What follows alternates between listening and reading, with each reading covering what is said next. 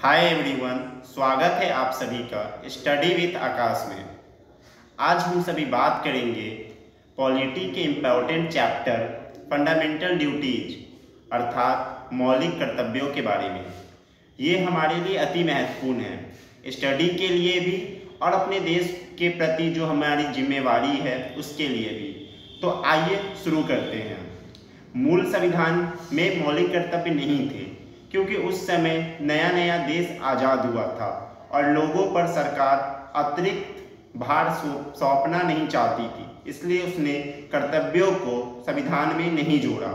लेकिन समय के साथ जब इसकी ज़रूरत महसूस हुई तो 42वें संशोधन 1976 के द्वारा इसे जोड़ा गया, क्योंकि उस समय की परिस्थितियों की मांग थी कि इसे जोड़ा जाए।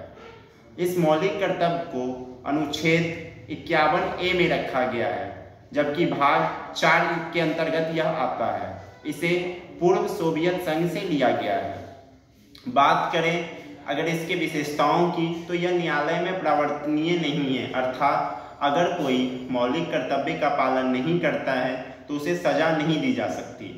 ऐसा समझा जाता है कि मौलिक अधिकार और कर्तव्य आपस में सहसंबंधित है और अविभाज्य है। अगर इसके इतिहास की बात करें तो सरदार स्वर्ण सिंह समिति की अनुशंसा पर इस कर्तव्य को लाया गया था।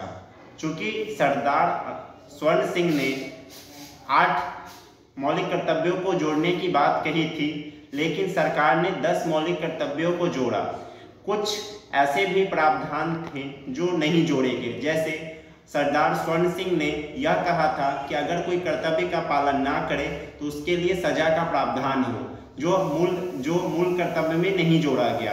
इसके अलावा उन्होंने करों के प्रति भी एक कर्तव्य को सम्मिलित करने की बात कही थी, जिसे शामिल नहीं किया गया। इस तरह से उनके द्वारा दिए गए 8 मूल कर्तव्यों में से कुछ को शामिल किया गया और कुछ को शामिल नहीं किया गया। इसके अलावा अगर 11 मूल कर्तव्यों की बात करें तो 10 मूल कर्तव्य 42वें संशोधन 1976 में जोड़े गए। ये मूल कर्तव्य इस प्रकार है कि हमें संविधान का पालन करना है, उसके आदर्शों का, संस्थाओं का, झंडे का और राष्ट्रगान सबका आदर करना है। दूसरे मूल कर्तव्य की बात करें तो स्वतंत्रता के लिए हमारे राष्ट्रीय आंदोलन को प्रेरित करने वाले उच्च आदर्श को हृदय में सजाकर रखना है और उनका पालन भी करना है। तीसरे की बात करें तो भारत की संप्रभुता, एकता और अखंडता की रक्षा करनी है और इसे अक्षुण्ण रखना है। क्योंकि अगर चौथे की बात की जाए तो देश की रक्षा करना है और आह्वान किए जाने पर राष्ट्र की सेवा भी करना है। पांचवें की बात की जाए तो भारत में सभी लोगों में समरता, समान मातृत्व की भावना का निर्माण कर धर्म, भाषा और प्रदेश आधारित प्रथा का त्याग करना चाहिए जो स्त्री सम्मान के विरुद्ध हो, जैसे 3 तलाक का अवैध होना, सती प्रथा, ये सब सारे। अगर छठे मूल कर्तव्य की बात की जाए तो हमारे संस्कृति की गौरवशाली परंपरा का महत्व समझें और इसका परिरक्षण करें। 7वां, प्राकृतिक पर्यावरण जैसे वन, झील, नदी, वन्य जीव की रक्षा और संवर्धन करना है और प्राणी मात्र के प्रति दया का भाव रखना है। 8वें मूल कर्तव्य की बात करें तो वैज्ञानिक दृष्टिकोण, मानववाद और ज्ञानार्जन तथा सुधार की भावना का विकास होना चाहिए। 9वें की बात करें तो सार्वजनिक संपत्ति को सुरक्षित रखना है और हिंसा से दूर रहना है, जैसे CAA का मुद्दा, आरक्षण का मुद्दा इससे जुड़ा है। अगर 10वें मौलिक कर्तव्य की बात करें तो व्यक्तिगत और सामुदायिक गतिविधियों के सभी क्षेत्रों में उत्कर्ष की ओर आगे बढ़ने का सतत प्रयास करें, जिससे राष्ट्र निरंतर बढ़ते हुए प्रगति और अल्पावधि की नई ऊंचाई छुए। 11वें मूल कर्तव्य को 1976 में नहीं जोड़ा गया, इसे 86वें संशोधन 2002 से जोड़ा गया, जिसके तहत एक और अनुच्छेद जोड़ा गया 21 का। यह शिक्षा के अधिकार से जुड़ा है, जो 6 से 14 वर्ष के उम्र तक के बच्चों को शिक्षा का अधिकार देता है।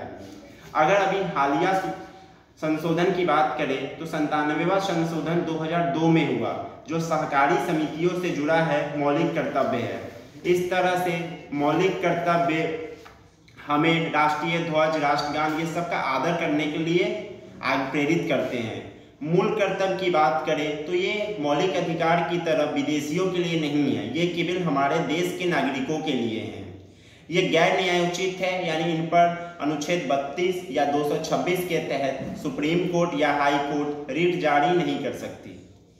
लेकिन इसके कुछ आलोचना भी की गई है, क्योंकि जिस तरह से मूल कर्तव्य को संविधान में रखा गया है, बहुत सारे अनुच्छेद स्पष्ट नहीं हो पा रहे हैं कि उनका आखिर मतलब क्या है। गैर न्यायोचित होने के कारण इसे कानूनी रूप से व्यवहारिकता में लाया नहीं जा रहा है। इसके अलावा हमें कर्तव्यों को भी जापानी लोगों की तरह बनाना होगा, जिसने जापानी समाज को सभ्य और जिम्मेदार बनाया। अगर America, Canada, France, Germany, Australia की बात करें तो वहाँ कर्तव्य नहीं है, लेकिन समाजवादी देशों में कर्तव्य और अधिकार को बराबर माना गया है। तो जरूरत है हमें जागरूकता लाने की और देश के प्रति एक जिम्मेवारी को लेते हुए इस कर्तव्य को निभाने की। That's all. Thank you. Channel को ज़्यादा से ज़्यादा लाइक और सब्सक्राइब करें और